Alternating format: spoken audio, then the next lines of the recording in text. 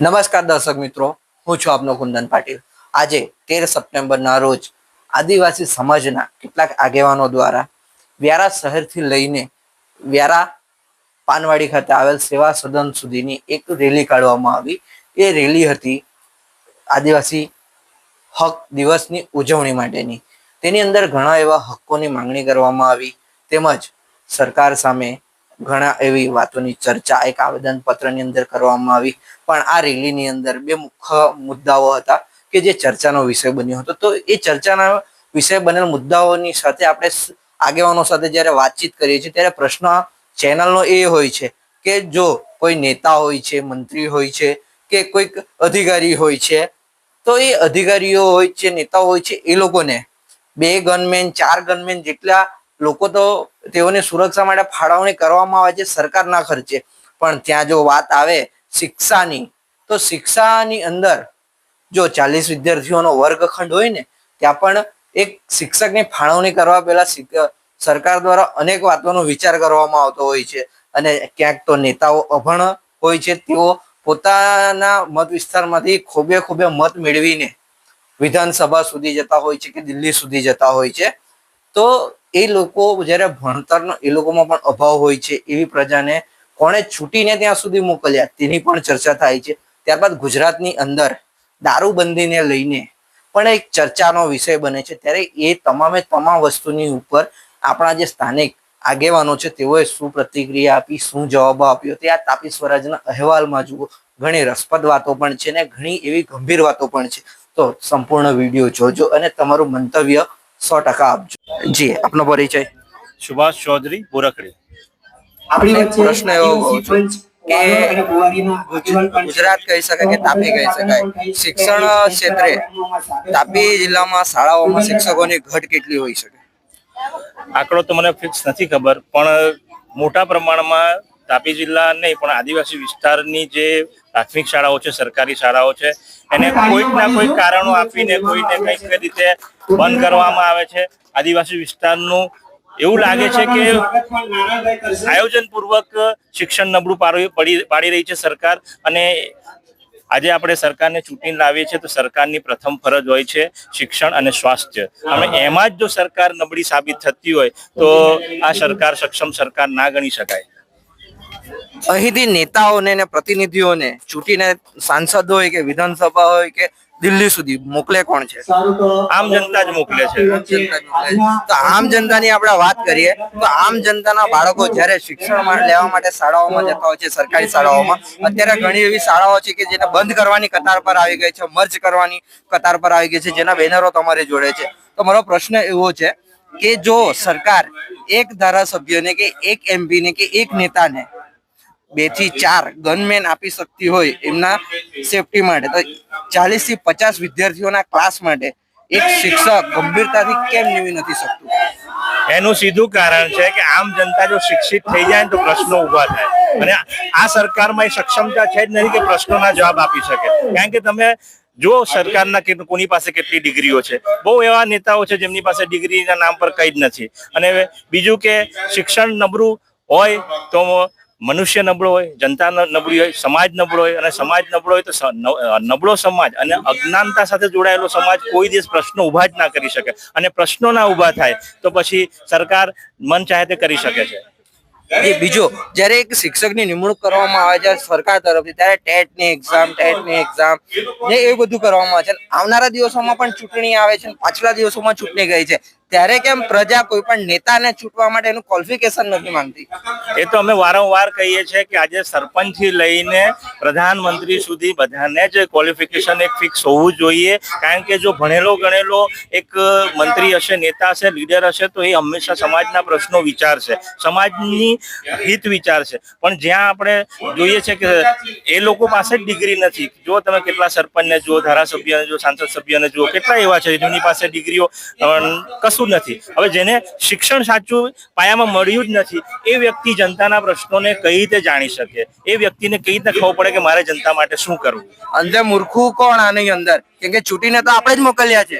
એ જ જનતાએ હવે જાગૃત થવાની જરૂર છે કે જો આપણા દેશને આગળ લઈ જવું પડશે હશે, આપણા વિસ્તારોને કંઈક સમૃદ્ધ કરવું પડશે, તો ભણેલા ગણેલા યુવા આગેવાનોને જગ્યા આપવી પડશે અને એ લોકોને યોગ્ય સ્થાન આપવું પડશે. આજે 13મી સપ્ટેમ્બર વિશ્વ આદિવાસી હક દિવસ જેની ઉજવણી થઈ રહી છે અને જેની આગેવાનીમાં થઈ રહી છે, તેને આના માટેનો હેતુ શું છે અને લોકો માટે જાગૃતિ માટે શું કરવા જઈ રહ્યા છે? યુનો દ્વારા ઘોષિત 13 સપ્ટેમ્બર વિશ્વ આદિવાસી અધિકાર દિવસ એ આદિવાસીઓને જે થતા અન્યાય છે એને લઈને જ્યારે આખા યુનોના દેશો ભેગા થયા અને નક્કી કરવામાં આવ્યું કે આદિવાસીની જે સંસ્કૃતિ છે એને બચાવવા માટે એમને જો હક અને રક્ષણ આપવું જોઈએ, એના માટે વિશ્વએ ભેગો થઈને આ દિવસને ઉજવવાનું નક્કી કર્યું છે. 114 જેટલા દેશોએ એનું સમર્થન આપ્યું છે અને આ દિવસને ભારતમાં પણ દરેક જગ્યાએ ઉજવણી થઈ રહી છે. આજની વાત કરીએ તો આજે રાજ્ય લેવલની ઉજવણી નવસારી ખાતે છે, દેશ લેવલની ઉજવણી ગોવામાં થાય છે અને દરેક સંગઠનો અલગ અલગ ભેગા થઈને દરેક જિલ્લાઓમાં પોતપોતાની રીતે આ દિવસનું ઉજવણી કરી રહ્યા છે. એનું આવનાર ભવિષ્યને બચાવવા માટે જે સંવિધાન દ્વારા આપેલા અધિકારો છે એનું રક્ષણ કરવા માટે આજની યુવા પેઢી જાગી ગઈ છે અને એને લઈને રસ્તાઓ પર ઉતરે છે. જળ જંગલ જમીન ના જે અધિકારો છે, જે બાપ દાદાના પૂર્વજોથી મળેલા અધિકારો છે, એને આજે છીનવવામાં આવી રહ્યા છે. એનો બચાવવા માટે આજે આદિવાસી યુવાનો યુવતી બહેનો રસ્તા પર ઉતરીને આજના દિવસે પોતાના જે મળેલા અધિકારો છે, અનુસૂચિ 5 હોય, અનુસૂચિ 6 હોય, એનું રક્ષણ કરવા માટેની માંગણી કરી રહ્યા છે. એના માટે આજે આ જિલ્લા સેવા સદન વ્યારા ખાતે એક મોટી રેલીનું આયોજન કરીને આદિવાસી યુવાઓ ભેગા થયા છે. જય આદિવાસી. તમારા માંગણીની અંદર કેટલાક મુદ્દાઓ ચાલી રહ્યા હતા, કેટલાક બેનરો ફરી રહ્યા છે. એની અંદર એક બેનર એવું છે કે કડકપણે દારૂબંધીનો અમલ કરાવો. આપણે ગુજરાતમાં રહીએ છીએ, અહીંયા દારૂબંધીનો કાયદો જ્યારે ગુજરાતનું ઘડતર થયું ત્યારથી જ છે, તો તમારા બેનર લઈને અત્યારે ફરવાની ફરજ શું પડી? એનું કારણ છે કે આજનું યુવાધન વિદેશી દારૂનું અમે બંધ કરવાની વાત કરીએ છીએ. આદિવાસી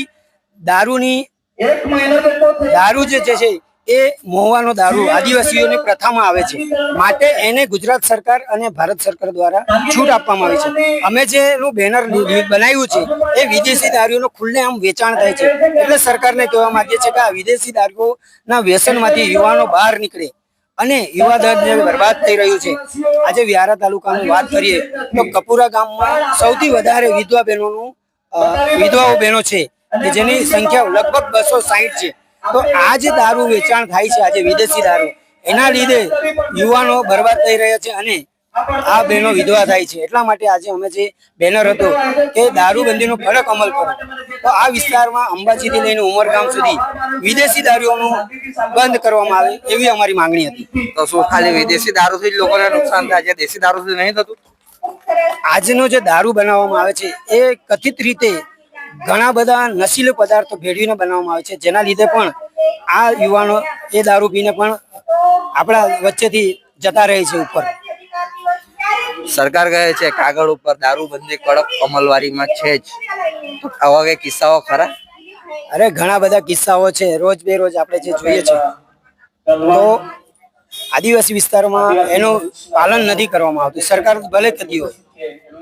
જય આદિવાસી. આજે આદિવાસી સમાજના આગેવાનો સાથે આદિવાસી સમાજના લોકો અહીં જિલ્લા સેવા સદન ખાતે અનેક માંગણીઓ લઈને આવ્યા છે, પોતાના હકની લડાઈ માટે આવ્યા છે. એ હક કયા કયા છે? આદિવાસી સમાજ પોતાના અસ્તિત્વ માટે આજે ઝઝૂમી રહ્યો છે. ભારત દેશના વિકાસ માટે ભારત દેશનો મૂળ માલિક આદિવાસી હતો અને એને ખતમ કરવાના શાસક પ્રશાસન દ્વારા જે ષડયંત્ર ચાલી રહ્યા છે અને સંવિધાનમાં પણ આદિવાસીઓના હક અધિકાર લખેલા જ છે, છતાં એમને આપવામાં નથી આવતા. એ હક અધિકારો માટે આદિવાસી સમાજ ભેગો થઈને શાસન પ્રશાસનને જગાડવાનો યુનાઇટેડ નેશન દ્વારા જાહેરાત કરેલ આદિવાસી અધિકાર દિવસની ઉજવણી કરી રહ્યો છે. હાલ એક હક અધિકારની વાત કરીએ તો શિક્ષણ પણ એક મુખ્ય હક અધિકારમાં આવે ખરું? આદિવાસી સમાજ માટે શિક્ષણ અને આરોગ્ય અને પોતાની જળ જમીન અને જંગલ એ મૂળભૂત અધિકારો છે અને એને બચાવવા માટે આદિવાસી સમાજ આજે બહાર આવ્યો છે. વિશ્વના ઘણા બધા દેશો એવા છે કે જેમાં સ્વાસ્થ્ય અને શિક્ષણ મફત છે, પણ ભારત દેશમાં આદિવાસીઓને ખતમ કરવાના શાસકો અને પ્રશાસનના ષડયંત્રને કારણે આદિવાસીઓને પોતાના હક અધિકાર આપવામાં આવતા નથી. આજની હાલની પરિસ્થિતિ અનુસાર જોઈએ તો શાળાઓની અંદર પૂરતા શિક્ષકો છે ખરા? નથી. શાસન પ્રશાસનની વૃત્તિ છે, આદિવાસીઓના હક અધિકાર શાસન પ્રશાસનને ખબર છે, છતાં એમને ન આપવા માટે એમને જાણી જાય, પોતાના હક અધિકાર જાણી જાય એના માટે શિક્ષણથી વંચિત રાખવાનું ષડયંત્ર છે. એક તરફ આપણે જોઈએ કે કોઈ નેતા હોય, એમએલએ હોય, એમપી હોય કે કોઈ પણ નેતા હોય, એને 2 થી 3 ગનમેન તો સરકાર આપી દેતી હોય છે, પણ 40 વિદ્યાર્થીઓની વચ્ચે એક શિક્ષક કેમ નથી આપતું? કારણ કે જે મૂળ પ્રજા છે એ શિક્ષિત થઈ જાય અને પોતાના હક અધિકાર માટે જાગૃત થઈ જાય એના માટે શિક્ષક નથી આપતા. બાકી જ્યાં જરૂર છે ત્યાં પૈસા આપીને લોકો ભણે છે. કારણ કે આદિવાસીને અત્યાર સુધી શોષણ કરીને એને માયકાંગલો બનાવીને ગરીબ બનાવી દીધો છે, એની આર્થિક સ્થિતિ ખરાબ કરી નાખી છે, એટલે ભણી શકવાનો નથી. એટલા માટે સરકાર એ ભણે નહીં એના માટેના ષડયંત્ર કરે છે. જાતિ અને ધર્મના નામ ઉપર લાકડીઓ ઉચકાય છે, પણ જ્યારે કોઈ લખીને પોતાનો હક માંગે છે ત્યારે કલમને તોડવાની વાત કેમ આવે છે? કારણ કે આજે તમામ જે શાસકો અને પ્રશાસકો લોભ લાલચમાં આવીને સામાન્ય પ્રજાને કચડવાનો પ્રયત્ન કરે છે અને પોતે એમ સમજે છે કે હું સંપત્તિ ભેગી કરી લઈશ એટલે જીવી જઈશ. પણ કુદરતનો નિયમ છે કે ત્રીજી કે ચોથી પેઢી તમે ખોટી રીતે સંપત્તિ ભેગી કરી હશે, ચોથી પેઢીમાં એ ખલાસ થઈ જશે એમને ખબર નથી. પ્રશ્ન એ છે કે જ્યારે ધર્મ અને જાતિની વાત આવે ત્યારે લોકો લાકડી લઈને ઉભા રહે છે, પણ જ્યારે પોતાના હકની વાત કરવામાં આવે, એના વિશે લખવામાં, ત્યારે કલમો તોડવા માંગે. એ જ ને, હક અધિકાર માંગવા જાય તો માણસને ખતમ કરવાનું ષડયંત્ર થાય છે. અત્યારે આદિવાસી સમાજ અહીંયા આવ્યો છે, અહીંયા કોઈ પણ દિવસ આદિવાસી સમાજે કાર્યક્રમ કર્યા હોય એમાં કોઈ પણ ન્યુસન્સ વેલ્યુ નથી થયું, પણ પોલીસ એ રીતે વર્તે છે, અહીંયા ડબ્બા ઉભા કરી દીધા છે 5-25 લોકોમાં પણ. તો એ શું છે? આદિવાસીઓને ડરાવવાનું ષડયંત્ર છે. અધિકાર દિવસ 13મી ડિસેમ્બરે ભેગા થયા છે અને અમારી માંગ એ છે કે આજે દિવસે દારૂનું બંધી વધારે ચાલે છે. ગુજરાતમાં બંધ સત્તા વધારે ચાલે છે અને દારૂમાં આજે જુવાનિયા છોકરા મરી રહ્યા છે, જુવાન છોકરીઓ વિધવા થઈ રહે છે.